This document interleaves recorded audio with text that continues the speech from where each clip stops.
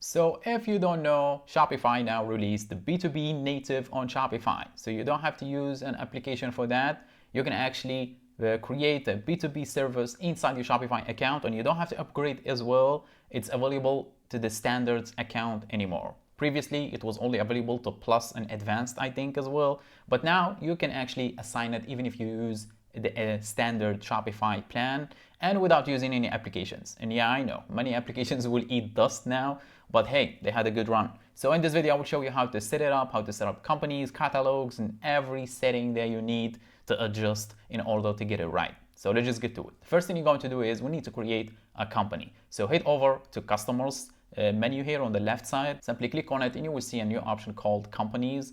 Then click on it, and here you need to create a company. So click on add company and you're gonna name it the company, obviously the company name that you're gonna be dealing with. So in my case, I'm gonna name it like On How Media, right? So below, make sure you give it an ID that's unique. So I'm gonna do On How Media 123, for example, and below the contact. So in here, you're gonna assign one of your customers, which basically is the account for the company. Previously, we use tags, account tags, in order to assign like a specific discount or specific pricing. But now it's a native B2B service inside the Shopify. So in here, I'm gonna assign this account. So let's just say this one is actually the account for this company right here.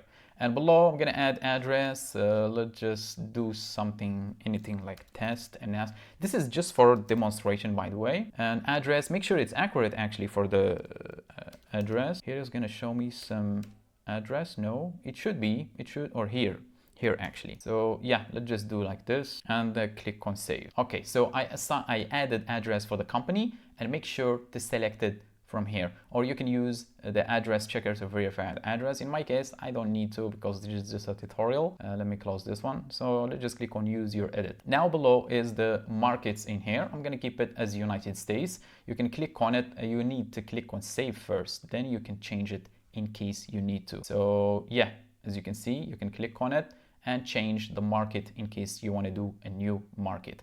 So now we created, there is some other settings that we need to adjust. We will get back to them later.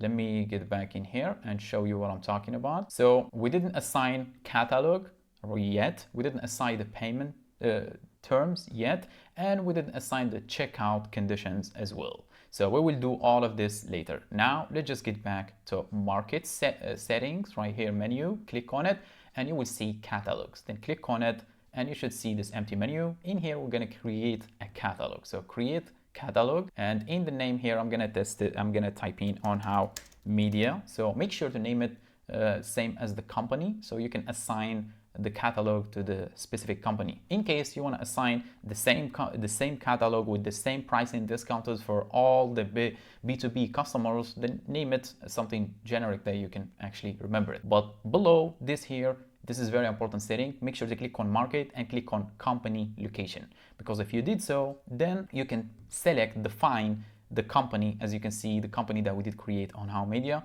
you can define the company for this specific catalog. In case you don't want to, then you don't have to do this. You can simply keep it as market, so you can assign like the whole all companies to the same catalog. But either if you select company location as well, you can do that as well, but you have to do it manually. So in my case, I want to assign this catalog to this company in here. I'm going to click on done. Now below the currency, I'm going to keep it as USD, and in here the price adjustment. So you're gonna give a discounted price to your customers. They will not buy as your average customer. So I will give them 10% discount for On How Media company. So every product here will be discounted, as you can see. Let me remove that so you can see it live here. So 0, it added, it's gonna be 18, yeah, 18.77. If I did 10%, as you can see, I will update the price in here, as you can see. So I'm gonna keep it. You can select here if you want to decrease or increase, but most people will do like decrease, obviously. And you can include the comparative price if you need to. And in here you can enable the automatically include new products or not. But in order to remove the products from this one, for example, they're all selected in here in this catalog. If you want to remove some of them, first you have to click on save. Then a new option will show up here where you can select specific products. As you can see, for example, this one, you can select it.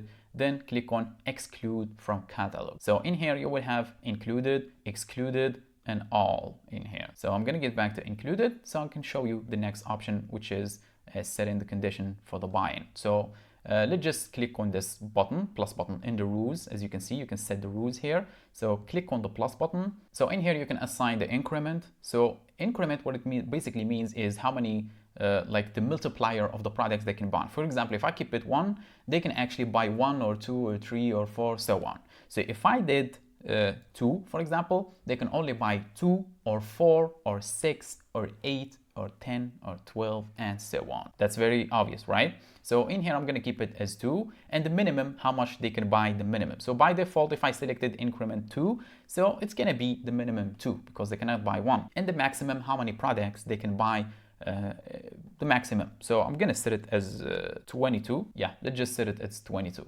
And below you see add quantity price breaks. This one, if you want to add, for example, if they bought, for example, 4, then I want to give them discount of $1. So I'm gonna do $15.89. And keep in mind, this is based on the unit. So if they bought 2 products, the price for each unit is $16.89. But if they bought 4, then the price for each unit will be $15.89.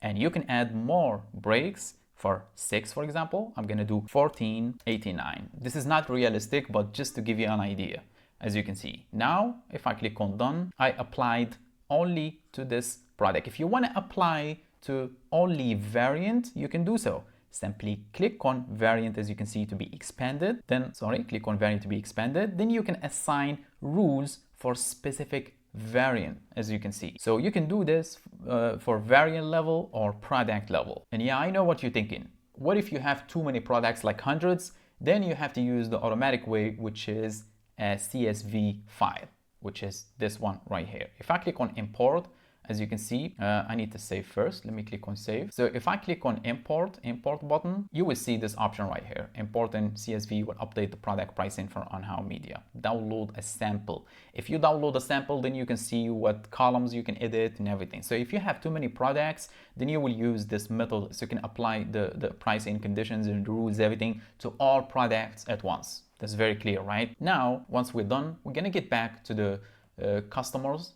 menu here. Then companies, then we're gonna click on the on-how media, which is the company I created. Then here is, you can see the catalog is assigned, on-how media catalog for on-how media company. Now let's just click on the condition terms and we can assign condition terms. So set terms payment for one location of on-how media, no payment terms. If you click on it, you should see some conditions: net 7, net 15, net 30, net 45, or due on fulfillment. So obviously this is based on your business model. In my case, for demonstration, I'm going to keep it as net 7.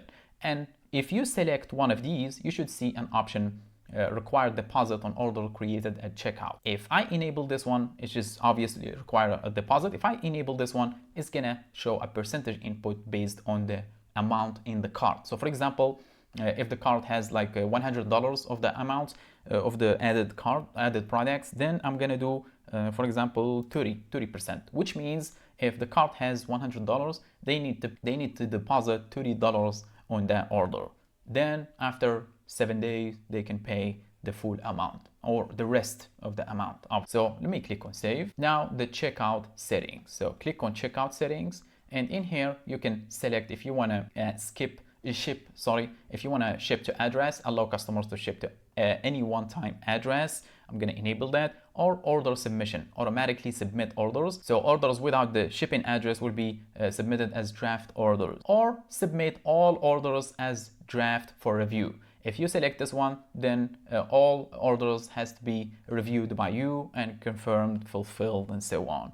In my case, I'm going to enable this option. I'm going to select submit all orders as draft. So I'm going to click on save. And now with it done, we go over all the settings and it's approved. As you can see, if you get back here to companies, you can see, you can filter between the companies, order approved or order not approved. So I hope that's clear. And if you have any questions, make sure to drop them below in a comment. Or if you need help with your Shopify store, make sure to reach out in the link in the description box, and I'll be happy to work together. But for now, I think my job is done. So thanks for watching. Catch you on the next one.